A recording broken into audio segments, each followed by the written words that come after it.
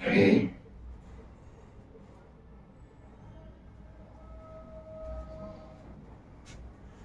बच्चों, कैसे हैं आप सभी। उम्मीद करता हूं आप लोग अच्छे होंगे और अपने बोर्ड एग्जामिनेशन की तैयारी बेहतर तरीके से कर रहे होंगे, क्योंकि सर्दी भी बढ़ रही है और एग्जामिनेशन भी नज़दीक आ गए हैं हमारे। तो ज़रूरत इस टाइम यही है कि हम अपने चीज़ों को, अपने कामों को प्राथमिकता देते हुए अपने एग्ज़ाम की तरफ ज़्यादा फोकस करेंगे। ठीक है बच्चों। तो काफ़ी दिन बाद मैं आया हूँ यहाँ पे, आप सबके समक्ष खड़ा हूँ। तो खड़ा तो ऐसे तो रहूँगा नहीं, खड़ा हुआ हूँ तो एक अच्छे से टॉपिक के साथ खड़ा हुआ हूँ, जिसमें बच्चों ने डिमांड किया था कि sir height and distance chapter आप बता दीजिए, जिसमें हम लोगों को क्वेश्चन बनाने में दिक्कत आती है, फिगर नहीं बन पाता है तो क्वेश्चंस भी नहीं सॉल्व हो पाते। तो कुछ ऐसा ही है इस चैप्टर से रिलेटेड, इसलिए मैं भी सोचा कि क्यों ना बोर्ड एग्जामिनेशन बच्चों की नज़दीक है, तो बच्चों के हेल्प के लिए हमेशा से खड़ा रहा हूं मैं, तो भला पीछे कैसे हट सकता हूं। तो मैं भी आ गया हूं इस हाइट एंड डिस्टेंस के कंसेप्ट को चकनाचूर करने, और आपको यकीन दिलाता हूं कि आप मेरे कंसेप्ट को पढ़ो। मेरे कंसेप्ट जो होते हैं बहुत जानदार होते हैं। अगर आप इस कंसेप्ट को सीख लोगे तो मैं वादा करता हूं, मैं दावा करता हूं आपसे कि क्वेश्चंस बचेगा नहीं, क्वेश्चंस उड़ जाएगा देखते देखते। समझ आया? तो आप लोग कंसेप्ट्स पे फोकस किया करो। कंसेप्ट ही मैथ की जान होती है। अगर कंसेप्ट नहीं पता, आप क्वेश्चन ही लगाने लगोगे सीधे, और 2-4 तरीके जान गए क्वेश्चन लगाने के, तो हो सकता है 4 क्वेश्चन बन जाए, 5 बन जाए, 6 भी बन जाए, लेकिन जरूरी नहीं कि 7वां क्वेश्चन बनेगा। और कंसेप्ट वो चीज होती है जो आप एक बार सीख लोगे, उस चैप्टर से रिलेटेड कैसे भी प्रश्न बनाए जाए, कैसे भी क्वेश्चंस बनाए जाए, आपको करना बेहद आसान हो जाएगा। ठीक है? तो इस चैप्टर जो है हाइट एंड डिस्टेंस, ये जो चैप्टर है बच्चे वो ट्रिग्नोमेट्री से रिलेटेड है। ट्रिग्नोमेट्री हम लोग पढ़ते चले आ रहे हैं, शुरू से पढ़ रहे हैं। Trigonometry, sine, cos, tan, cosec, sec, cot, et cetera, ये सारी चीजें। तो फिर हमने देखा कि यार एक चैप्टर बनाया गया जहां इन ट्रिग्नोमेट्री को एप्लीकेशंस के रूप में यूज किया गया। एप्लीकेशंस का मतलब यूज कहाँ कर सकते हैं। तो इसी चैप्टर को, ट्रिग्नोमेट्री के एक चैप्टर बनाया गया हाइट एंड डिस्टेंस नाम से, जिसका मतलब होता है ऊंचाई और दूरी। इस पूरे चैप्टर में हम लोग यही निकालेंगे सिर्फ कि हाइट क्या होगी और डिस्टेंस क्या होगी। घबराना नहीं है, मैं 3-4 कंसेप्ट्स बताऊंगा आपको, वो कंसेप्ट आप ध्यान से सुनना। ठीक है? इसके बाद क्वेश्चन की तरफ बढ़ेंगे और क्वेश्चन आसानी से कर पाएंगे हम लोग। तो कंसेप्ट नंबर फर्स्ट में क्या लिखता हूं? कंसेप्ट नंबर फर्स्ट ये चीज है कि सबसे पहले इस चैप्टर का जो बेसिक इंफॉर्मेशन है वो जानने की कोशिश करते हैं। जैसे ये ट्रायंगल मान लिए, राइट एंगल, या फिर इसको पोल मान लो कोई, या कोई बिल्डिंग वगैरह मान लो, जो कुछ भी मानना है मान लो इसको। ठीक है? तो समझने वाली बात ये होती है कि जैसे ये मेरा एक पोल है, और इस पोल का ये जो बॉटम पॉइंट है, और ये क्या है? टॉप पॉइंट है। ये टॉप है, ये बॉटम है। क्या क्या चीजें होती हैं उसको समझते हैं। तो ऑब्जर्वर जो देखने वाला है, मान लो यहाँ पे है, तो ऑब्जर्वर अगर पोल के टॉप को देखेगा, तो वो कौन सी एंगल बनाएगा? कुछ एंगल से तो देख रहा है ना। ये टॉप है और ये क्या है? ऑब्जर्वर खड़ा है देखने वाला। तो ये जो एंगल बना रहा है, इस एंगल को हम लोग क्या कहते हैं? इसको कहते हैं angle of elevation. Angle of elevation, जिसको हिंदी में बोलते हैं उन्नयन कोण। और एक बनेगा, मान लेते हैं कि कोई पोल के टॉप से या बिल्डिंग के टॉप से कोई आदमी खड़ा होके नीचे ऑब्जर्वर को देख रहा है। तब कौन सा एंगल बनेगा? तो ये रहा मेरा, यहां से हॉरिजॉन्टल होगा, और ये जो एंगल बनेगा हॉरिजॉन्टल से, इसको क्या बोलते हैं हम लोग? इसको बोलेंगे एंगल ऑफ डिप्रेशन। हिंदी में बच्चों इसको बोलते हैं अवनमन कोण। ठीक है, तो जब भी एंगल ऑफ एलिवेशन बने या एंगल ऑफ डिप्रेशन बने, एक चीज याद रखना है, ये एंगल बनते कहां से हैं? हॉरिजॉन्टल से बनेंगे। हॉरिजॉन्टल लाइन ये है, यहां से अगर किसी बिल्डिंग के टॉप को या किसी ट्री के टॉप को या किसी पोल के टॉप को हम लोग देख रहे हैं, तो हॉरिजॉन्टल से जो एंगल बनेगा वो एंगल ऑफ एलिवेशन होगा। और अगर टॉप से हम डाउनवर्ड की तरफ देख रहे हैं तो हॉरिजॉन्टल से जो एंगल बनेगा, ये एंगल नहीं हो जाएगा एंगल ऑफ डिप्रेशन, ये मत बना देना, ये गलत हो जाएगा, समझे। हॉरिजॉन्टल से जो एंगल बनेगा उसको बोलते हैं एंगल ऑफ डिप्रेशन। तो यहां से ये हमारा कंसेप्ट नंबर फर्स्ट है और इसमें आप लोग ने सारी बातें समझी। अब बोलोगे सर ये वाली फिर क्या है? इसी को तो बोलते हैं, यही तो देख रहे हैं ना हम लोग, ये देख तो रहा है ना स्टॉप को, इसी को बोलेंगे हम लोग line of site. Line of site, जिस लाइन के थ्रू, जिस रेखा के थ्रू हम लोग देखते हैं, जो हमारी नजर जा रही है किसी चीज पे, उसको क्या बोलेंगे? Line of site. तो ये लाइन ऑफ साइट हो गया, ये हमारी हाइट हो गई, ये हमारा हॉरिजॉन्टल बेस हो गया, ये एंगल ऑफ एलिवेशन हो गया और ये एंगल ऑफ डिप्रेशन हो गया। यही है पूरे चैप्टर में, ये कुछ पॉइंट है जो हमेशा यूज होंगे टर्म ये, और हमको इनको समझ के रखना है। ठीक है, क्या क्या ये होते हैं। कंसेप्ट नंबर 2 पे बात करेंगे हम लोग। तो ये सारी चीजें तो आप लोगों को समझ में आई, यहां तो कोई दिक्कत है नहीं। आते हैं कंसेप्ट नंबर 2 पे।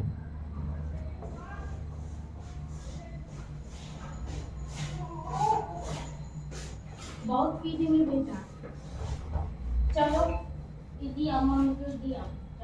कंसेप्ट नंबर 2 क्या कहता है? अब इसमें हम लोग चीजों को समझने का प्रयास करेंगे। ये बेसिक बातें तो जो मैंने बताया वो हम लोगों ने जान चुका। ये एंगल ऑफ एलिवेशन होता है और ये एंगल ऑफ डिप्रेशन होता है, ये चीजें तो हमने जान लिया। तो यहाँ से एक चीज और निकल के आ रही है कि जैसे हमने पढ़ा है लाइंस एंड एंगल्स वाले चैप्टर में कि दो हॉरिजॉन्टल लाइंस होती हैं और कोई अगर ट्रांसवर्सल लाइन उनको ऐसे बाइसेक्ट करती हैं तो क्या होता है? अल्टरनेट एंगल इनका हमेशा आपस में इक्वल होता है। अल्टरनेट एंगल हमेशा आपस में इक्वल होगा। तो यहां से एक चीज तो हम लोग देख पा रहे हैं कि सर जो एंगल ऑफ डिप्रेशन होगा, एंगल ऑफ डिप्रेशन जो होगा ये एंगल ऑफ एलिवेशन के बराबर होगा। हाँ बिल्कुल ऐसा ही होता है। एंगल ऑफ एलिवेशन जो है वो एंगल ऑफ डिप्रेशन के बराबर होगा। देखो ये दो ट्रांसवर्सल लाइन है और दो ये हॉरिजॉन्टल लाइन है। एक ट्रांसवर्सल लाइन अगर उनको डिवाइड कर रही है, कट कर रही है, तो ये दोनों एंगल्स क्या होंगे? आपस में इक्वल होंगे। तो यहां से एक चीज क्या कह सकते हैं हम लोग? Angle of elevation is equal to angle of depression. इसको याद रखना, ये कंसेप्ट है। अब बातें करते हैं हम लोग। इसी क्रम को आगे बढ़ाते हुए मैं कुछ चीजें डिस्कस करूंगा आप लोगों के समक्ष। जैसे मान लेते हैं आप क्वेश्चन कैसे कैसे बनते हैं, बेसिक बातें यही हैं। और एक बेसिक बातें और हैं कि इसमें हम लोगों को यूज क्या करना है? Sine theta, cos theta. भाई ट्रिग्नोमेट्री का चैप्टर है तो ये तो पढ़ाई है हमने। क्या होता है? Sine theta perpendicular upon hypotenuse. ये क्या होता है? Base upon hypotenuse. ये क्या होता है? Perpendicular upon base. ये तीनों चीजें हम लोग बचपन से पढ़ते आ रहे हैं, क्लास 7 क्लास 8 से पढ़ते ये आ रहे हैं और हम लोग देख भी रहे हैं बेसिक चीजें। तो यही तीनों का यूज होगा, यही तीनों का यूज होगा हम जब क्वेश्चन सॉल्व करेंगे तो। ठीक है, तो अभी मैं जो कंसेप्ट बताने जा रहा हूं आपको वो कंसेप्ट कुछ ऐसा है कि मान लीजिए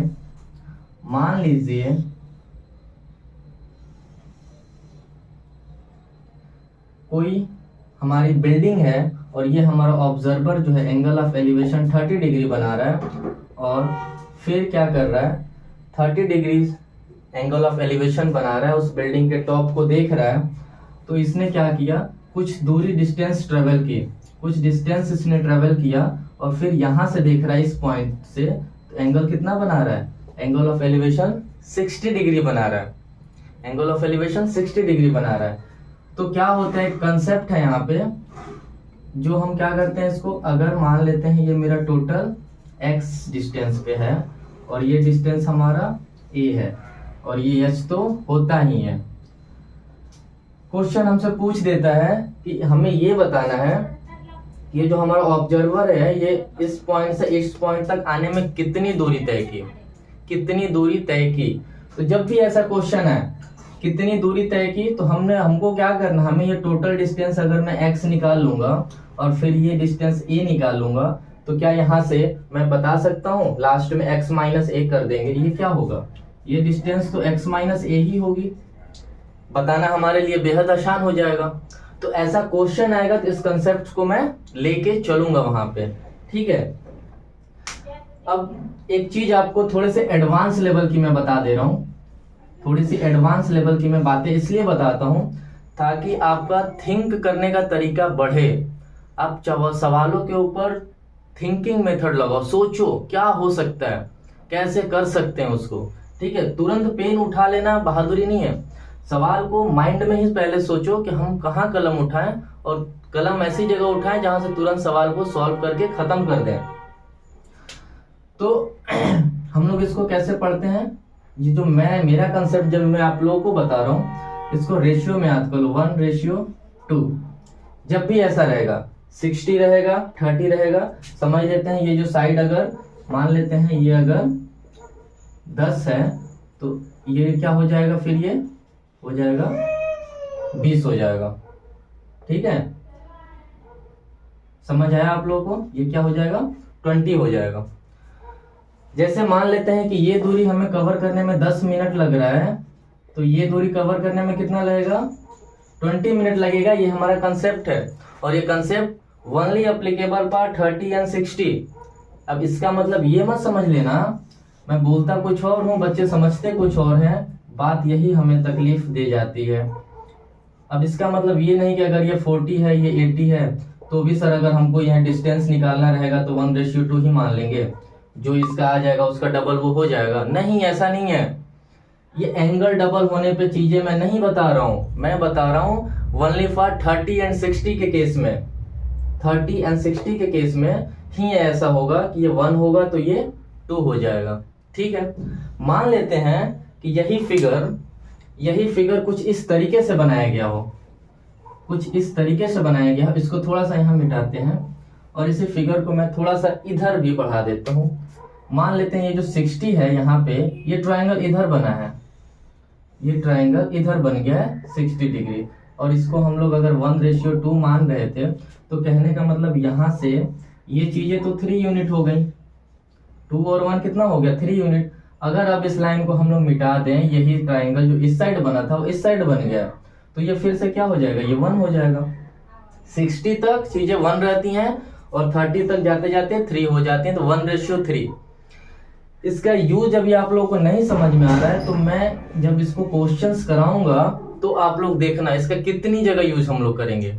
आप लोग ध्यान देना कितनी जगह यूज करेंगे, और बड़े से बड़े सवाल काफी छोटे में हो जाएगा, समझे, काफी छोटे में ये बड़े से बड़े सवाल बन जाएंगे इस फॉर्मूले पे, इस कंसेप्ट पे मेरे, ठीक है। तो सवाल मैं शॉर्ट्स के माध्यम से आप लोगों को कराऊंगा एक ऐसे सवाल जो इस कंसेप्ट पे बनेंगे।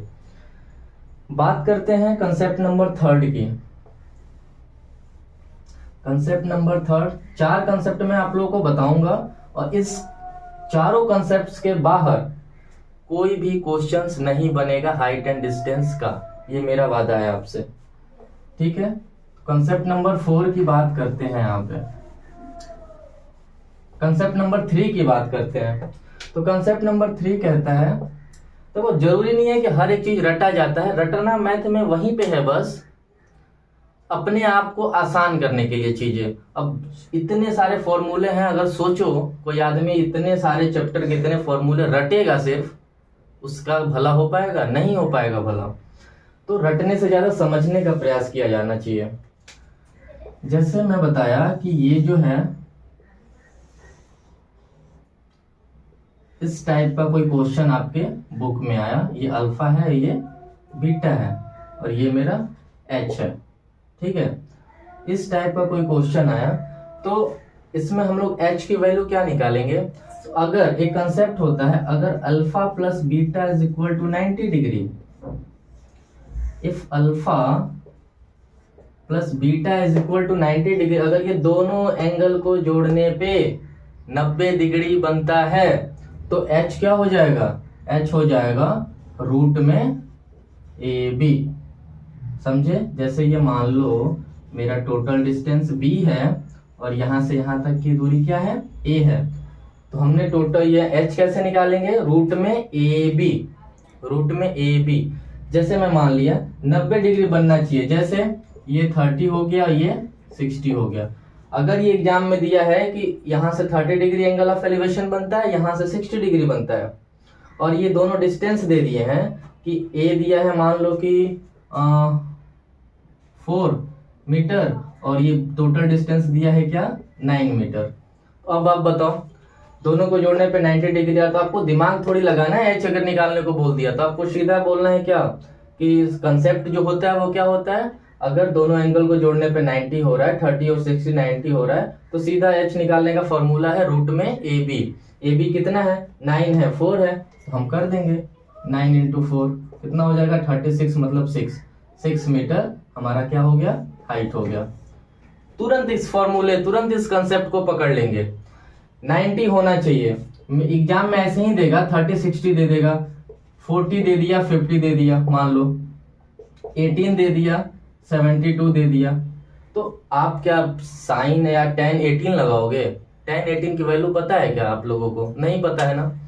तो आपको ये कंसेप्ट याद रखना पड़ेगा, देखना पड़ेगा कि दोनों को जोड़ के 90 तो नहीं ना बन रहा है। अगर 90 बन रहा है तो डायरेक्ट ऑफ ये वाला कंसेप्ट का यूज कर लेंगे। 90 बनेगा तो कंसेप्ट का यूज कर लेंगे, क्योंकि अगर आप साइन 80 और साइन 40 के पीछे पड़े तो आप तो निकालते रह जाएंगे, कभी निकलेगा ही नहीं। ठीक है, इतनी सी बात ये कंसेप्ट थर्ड में आई। अब जो लास्ट कंसेप्ट है उस पर भी हम लोग थोड़ा सा डिस्कस कर लेते हैं। नोट जिसको करना होगा ना बच्चे, वो वीडियो को पॉज करके और नोट कर लिया करो, ठीक है। लास्ट जो कंसेप्ट है मेरा, कंसेप्ट नंबर 4। कंसेप्ट नंबर 4 कह रहा है कि जैसे मान लो ये 30 60 के बारे में तो हम लोगों ने बहुत पढ़ा, अब हम पढ़ते हैं क्या 45 के बारे में। अगर मान लो कोई एंगल ऑफ एलिवेशन 45 डिग्री है, और तो ये कितना होगा? ये ऑटोमेटिक 45 हो जाएगा, ऑटोमेटिक 45 हो जाएगा। अरे ये 90 है, ये 45 है, तो ये 45 ही होगा ना। तीनों ट्रायंगल के एंगल्स का सम कितना होता है? 180 होता है, तो ये ऑटोमेटिक 45 हो ही जाएगा। तो समझे? तो इस केस में क्या देख रहे हैं कि ये वाली साइड्स और ये वाली साइड्स इक्वल है। अगर आपको ये साइड मान लो 10 मीटर दे दिया है और आपसे पूछा है इसकी हाइट बता दो कितनी, इसका ये बता दो, इसका ये हाइपोटेनस इसकी कितनी होगी, तो हाइपोटेनस कितनी होगी? अगर आपको ये 10 मीटर दिया है, आपको दिया है कि एंगल ऑफ एलिवेशन 45 डिग्री है, तो आपके दिमाग में तुरंत चीजें चलनी चाहिए। अरे भाई एक 45 होगा तो दूसरी भी ऑटोमेटिक 45 होगी। और हमने पढ़ा है कि दो एंगल अगर किसी ट्राइंगल के इक्वल होते हैं तो उसके दोनों साइड्स भी इक्वल होती हैं। आइसोसेलेस ट्राइंगल्स का रूल पढ़ा है ना। तो ये साइड और ये साइड दोनों इक्वल होंगी। अगर ये 10 है तो ये भी 10 होगा। और इसका हाइपोटेनस कैसे निकालते हैं? रूट में 2a, ठीक है, रूट में 2a। अगर इसको मैं a मान रहा हूं तो क्या हो जाएगा? रूट में 2 इंटू 10 रूट 20, ये हो जाएगा इसका हाइपोटेनस। समझ आया आप सबको? कंसेप्ट जो मैं बता रहा हूँ 45 डिग्री वाले के कंसेप्ट में क्या है? हाइपोटेनस निकालना है तो रूट 2a, क्योंकि जो ये साइड होगा अगर a मानते हैं तो ये भी ये होगा, अगर ये 10 है तो ये भी 10 होगा, और फॉर्मूला हाइपोटेनस निकालने का एज इट इज हो जाएगा। ठीक है, अब जो बातें करते हैं इसी में हम लोग, और सबसे इंपॉर्टेंट बात, मैं जो पॉइंट बताने जा रहा हूं ना बच्चों आपको, ये पॉइंट आपको कहीं मिलेगा नहीं। ये मेरा इजाद किया हुआ कंसेप्ट है और मैंने इसको इतने आसान तरीके से बनाया है, मैं उसको खुद ही यूज करता हूं और मजे लेता हूं हमेशा, बहुत अच्छा लगता है। सवाल यूं हो जाता है चुटकियों में। देखना आप इसको, मैं कराऊंगा तो मान लो ये अगर मान लो हमने 45 वाला तो केस बता दिया, अब कौन सा केस बचा? मान लो एक ये केस बचा, यहाँ 30 होगा, यहाँ 60 होगा, और एक दूसरा केस क्या हो सकता है? दूसरा केस ये हो सकता है, ये अगर 90 है, ये 60 होगा, ये 30 होगा। और भी कुछ हो सकता है क्या? नहीं हो सकता। हमने ट्रिग्नोमेट्रिक रेशियो में क्या याद किया है? किसका किसका मान हमें पता है? 0 degree, 30 degree, 45 degree, 60 degree, 90 degree, इतना ही का तो मान हमको पता है ना, इतना ही के वैल्यू हम याद करते हैं ना। तो बताओ किसी ट्रायंगल का एक एंगल 0 डिग्री हो सकता है क्या? कभी नहीं हो सकता ना। एक एंगल 0 डिग्री हो सकता है? नहीं हो सकता, ये देगा नहीं। 30 देगा, 30 में ले लिया, 45 मैंने सीख लिया, अभी 60 देगा, 60 भी मैंने लेके देख लिया, और 90 डिग्री। तो जब ऑलरेडी एक ट्रायंगल में एक एंगल 90 डिग्री है, तो दूसरा भी 90 डिग्री पॉसिबल है क्या? दो ही एंगल मिला के 180 हो जाएंगे, तो तीसरा एंगल क्या रहेगा? 0 रहेगा, फिर पॉसिबल ही नहीं है। तो 90 डिग्री भी पॉसिबल नहीं है। यही 3 पॉसिबल है, और इन्हीं तीनों पे पूरा चैप्टर इन्हीं तीनों एंगल्स पे आधारित है। आपको कहीं भी देगा 30, 45, 60, इससे बाहर कुछ देगा नहीं, तो घबराने की बात है नहीं। तो अब इसमें एक कंसेप्ट मैं क्या निकाला हूं, करना तो tan वाले फॉर्मूले से ही है। बेसिक फॉर्मूला तो सबको पता है। बेसिक फॉर्मूला कि अगर मैंने बोल दिया कि मान लो ये 10 मीटर है हाइट, और हमें ये डिस्टेंस चाहिए, इसको x मान लिए, तो हम क्या करते हैं? तुरंत हम फॉर्मूला लगाते हैं कि tan 30 लगा देंगे। tan 30 इज इक्वल टू क्या होता है? Perpendicular upon base. परपेंडिकुलर कितना है? 10 है, बेस हमने x माना है। tan 30 कितना होता है? 1/√3। अब इसको क्रॉस करेंगे, x इज इक्वल टू क्या आ गया? 10√3। तो हमने निकाल लिया यहाँ पे 10√3 हमारा वैल्यू आ गया। करना तो ये है, ये तरीका ये बेसिक वाला है, लेकिन इसको सोच कैसे डेवलप कर सकते हैं, इसको एडवांस तरीके से कैसे सोच सकते हैं, वो मैं चीजें बता रहा हूँ। तो मेरे जो एडवांस मेथड है बताने का, आप लोग एकदम दिमाग में सेट कर लो इस चीज को।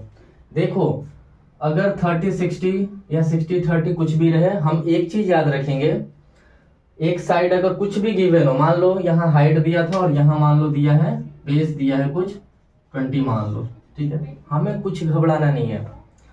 हमें एक चीज याद रखना है कि 30 से सटा हुआ जो एंगल है या जो लाइन है वो क्या होगा? हमेशा ज्यादा होगा, और 60 से सटा हुआ जो लाइन है हमेशा कम होगा। और यहाँ एक ही वैल्यू को याद रखना, √3। 30 से सटे हुए एंगल, देखो मैं क्या बोल रहा हूँ, 30 से सटे हुए का ये लेंथ या डिस्टेंस ज्यादा होगा, 60 से सटे हुए का डिस्टेंस कम होगा। देखो यहाँ पे 60 से ये सटा हुआ था, इसको गिवन है 10, और हमने क्या निकाला? 30 से सटा हुए के निकालना था वैल्यू, तो हमने क्या किया? √3 से मल्टीप्लाई कर दिया। अगर किसी चीज को ज्यादा करना होता है तो क्या करते हैं? मल्टीप्लाई करते हैं। तो एक चीज हमेशा याद रखना है, √3। अगर ज्यादा करना होगा तो मल्टीप्लाई कर देंगे, और कम करना होगा तो डिवाइड कर देंगे। तो यहाँ मैंने क्या किया? 30 से सटे हुए लाइन का डिस्टेंस चाहिए था, हमने क्या किया? ये 10 दिया है तो √3 से मल्टीप्लाई कर देंगे, ज्यादा हो जाएगा। 10√3, देखो मैं डायरेक्ट सोच लिया, मैंने कोई 10 लगाया क्या? मेरा आंसर मुझे मन में पता हो गया। ये 60 है, ये दिया हुआ है 20, और हमें चाहिए 30 से सटा हुआ जो ये लाइन है, इसका क्या चाहिए? हमें ये दूरी चाहिए। बताओ कितना है? तो हम तो 10 लगा के तो सॉल्व कर ही लेंगे, लेकिन हम कंसेप्ट कैसे लगाएंगे? 30 से सटा हुआ चाहिए, तो 30 से सटा हुआ तो ज्यादा चाहिए होता है, तो ज्यादा के लिए √3 का मल्टीप्लाई करेंगे। ये जो 20 है, 20 में √3 हो गया, यही इसका x की वैल्यू आ गई। समझ आया? ये अगर हमें ये चाहिए होगा तो क्या करेंगे हम? जैसे अब इसको हम निकाल के चेक भी कर देते हैं कि क्या ये जो मैंने निकाला ये सही है।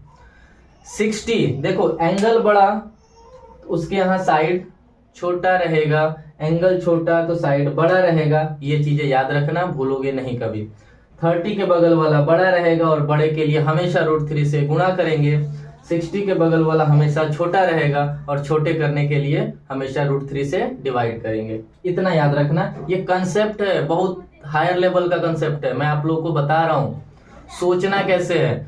बाकी करना तो आपको एग्जाम में 10 लगा के ही है। अब इसको करोगे, tan 60 इज इक्वल टू क्या, P/B होता है। हमें ये वाली लेंथ निकालनी थी, हम कोई कंसेप्ट नहीं जानते तो हम ये लगाएंगे। tan 60 कितना होता है, √3। परपेंडिकुलर हमें निकालना है, x दिया है, बेस हमारी 20 दी हुई है, कर लो। x is equal to 20√3। नहीं आई क्या, आई कि नहीं आई, ये आई ना। और मैं डायरेक्ट ऐसे अपने दिमाग में सोचा तो क्या मैं गलत था, नहीं था। तो ये कंसेप्ट है बाबू, कंसेप्ट पे वर्क करना पड़ता है। मैं बहुत वर्क किया हूँ कंसेप्ट पे, ऐसे नहीं क्वेश्चन को बोलता हूँ कि उड़ जाएगा क्वेश्चन। क्वेश्चन देखते ही क्वेश्चन को तुम दिमाग में सॉल्व कर लोगे, कलम उठाने की भी जरूरत नहीं है। मैं अब देखो ये 2 क्वेश्चन जो है मेरा यहाँ पे कंसेप्ट जो है हाइट एंड डिस्टेंस चैप्टर का वो कंप्लीट होता है। मेरे ख्याल से इससे बाहर नहीं आनी चाहिए आप लोग के एग्जाम में, ठीक है। ये जो मैं बताया बहुत अच्छे लेवल तक आपको नॉलेज दे दिया मैं इस चैप्टर का। ये 2 क्वेश्चन मैं रखा हूं और इन दोनों क्वेश्चन को ट्राई करते हैं, ठीक है, बनाने का कोशिश करते हैं।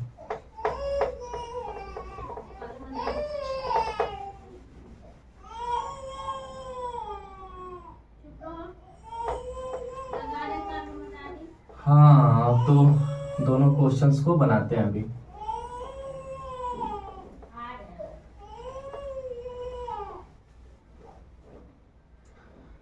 देखो क्वेश्चन नंबर फर्स्ट क्या कह रहा है, इसका सॉल्यूशन करते हैं।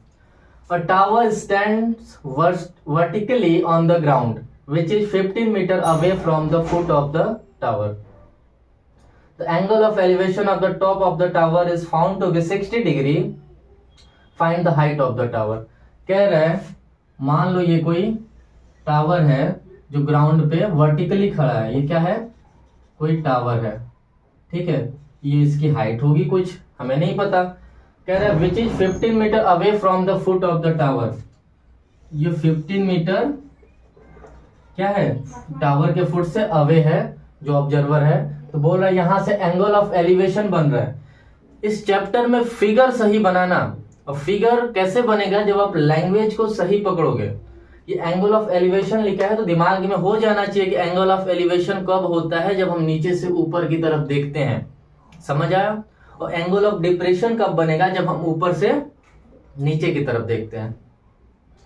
तो यहाँ एंगल ऑफ एलिवेशन क्या कह रहा है, 60 डिग्री का बन रहा है। मतलब इस पॉइंट से अगर टावर के टॉप को देखें तो एंगल ऑफ एलिवेशन कितना बन रहा है, 60 डिग्री बन रहा है। मुझे बोल रहा है कि इसकी टावर की हाइट बताइए। बताओ, हाइट बताने को कह रहा है। अगर मेरे पास कंसेप्ट सीखे हो अभी तो तुम डायरेक्ट बता सकते हो कि सर देखिए अगर ये क्या है, ये 60 है, ये ऑलरेडी 90 होता ही है, तो ये 60 है, तो ये मन में सोच सकते हो ना ये कितना होगा, 30 होगा।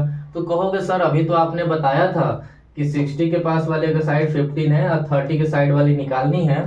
तो 30 के पास वाली साइड तो सर हमेशा बड़ी रहेगी, तो बड़ी रहेगी तो √3 से मल्टीप्लाई कर देंगे।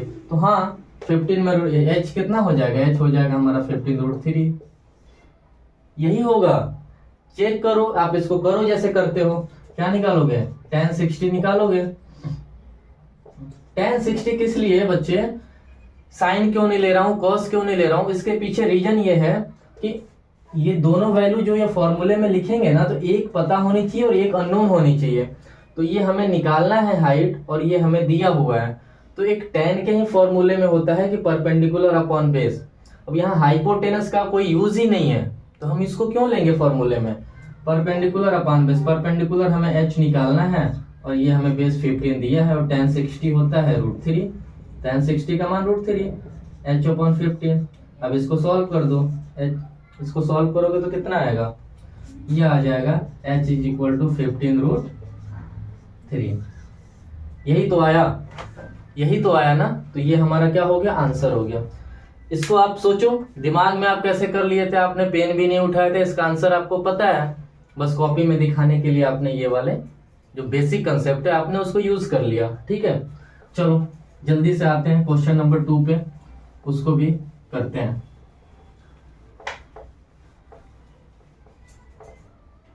क्वेश्चन नंबर 2 फटाक से आते हैं, ठीक है।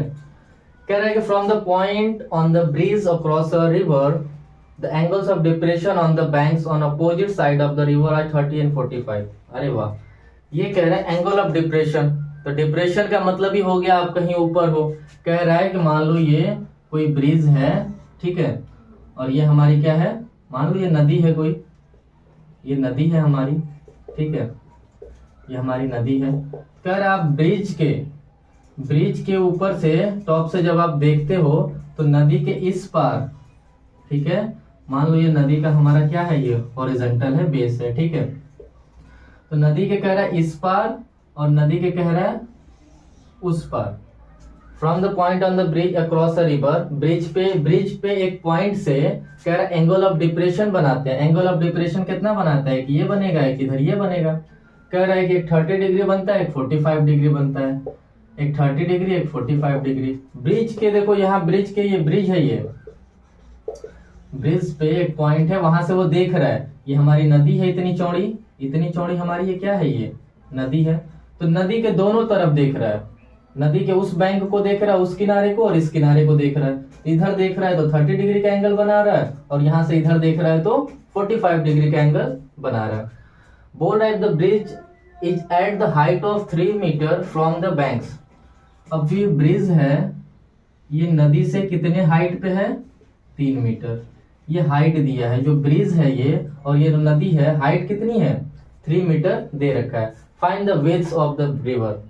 विड्थ पूछ रहा है, मतलब ये वाली दूरी पूछ रहा है हमसे, ये वाली दूरी पूछ रहा है कि नदी की चौड़ाई कितनी है, बता दो नदी की चौड़ाई कितनी है, बता देते हैं नदी की चौड़ाई। तो अभी मैंने पढ़ा, इसको मान लो कुछ ए पॉइंट मान लो, बी पॉइंट मान लो, सी पॉइंट मान लो, इसको डी पॉइंट मान लो, ठीक है। तो अभी मैंने क्या पढ़ा कि जब भी देखो ये 2 हॉरिजॉन्टल लाइन है, अगर एंगल ऑफ डिप्रेशन 30 डिग्री है तो एंगल ऑफ एलिवेशन भी कितना होगा, इक्वल होगा। तो इस पॉइंट से एंगल ऑफ एलिवेशन भी कितना हो जाएगा, 30। अल्टरनेट एंगल है भाई, ये 30 है तो ये भी 30, ये 45 है तो ये भी 45। अब आप दोनों जगह फॉर्मूले लगा दो। कैसे फॉर्मूले लगाओगे, फॉर्मूले लगा दो आप। एक बार निकाल लो tan 30 निकालोगे तो कितना होगा, P बाई बी। तो P हमारा 3 है और B हमारा क्या मानते हैं, इसको मान लो x मान लो, ठीक है, और इसको मान लो y मान लो। तो ये क्या है, 3 बाई x हो गया। tan 30 होता है 1/√3, 3 बाई x। इसको सॉल्व कर लोगे तो कितना आएगा, x बराबर आएगा 3√3। x बराबर क्या आ गया हमारा, 3√3। समझ आया। उसी तरह अगेन एक बार क्या करना है, वो ले लेना है, tan 45 ले लेना है, ठीक है, tan 45 ले लेना है। क्या होता है tan 45, tan 45 क्या होता है, परपेंडिकुलर 3 है, बेस हमारा y है, tan 45 1 होता है तो y बराबर 3। y बराबर कितना आया, 3 आया, तो इसको हम लोग 3 ले लेते हैं। टोटल दूरी पूछा है तो 3√3 + 3 कितना हो जाएगा, 3 + 3√3, यही हमारा आंसर हो जाएगा। ठीक है, यहाँ इस चैप्टर का एक्सप्लेनेशन अच्छे तरीके से हो गया। इस क्वेश्चन को आप फिर से कीजिएगा वैसे, ठीक है, इस क्वेश्चन को आप कीजिएगा। और अब मैं आपसे इजाजत चाहता हूँ, आप इसको देखिए, आपके एग्जाम्स नज़दीक हैं, आप कंसेप्ट पे वर्क कीजिए, ठीक है, सीखिए, ज़्यादा से ज़्यादा क्वेश्चन की प्रैक्टिस कीजिए, तभी आपका भला होगा। और जैसा भी कोई क्वेश्चन में आपको अगर दिक्कत फील होती है तो आप हमारे कमेंट सेक्शन खुला हुआ है, कमेंट सेक्शन में आप जाके बताइए वहाँ पे कि सर हमें इस क्वेश्चन में प्रॉब्लम हो रही है। मैं शॉर्ट्स के माध्यम से आप तक पहुँचने का प्रयास करूँगा। ठीक है, मिलते हैं फिर किसी नए सेशन में नए टॉपिक के साथ। तब तक के लिए धन्यवाद आप सभी का।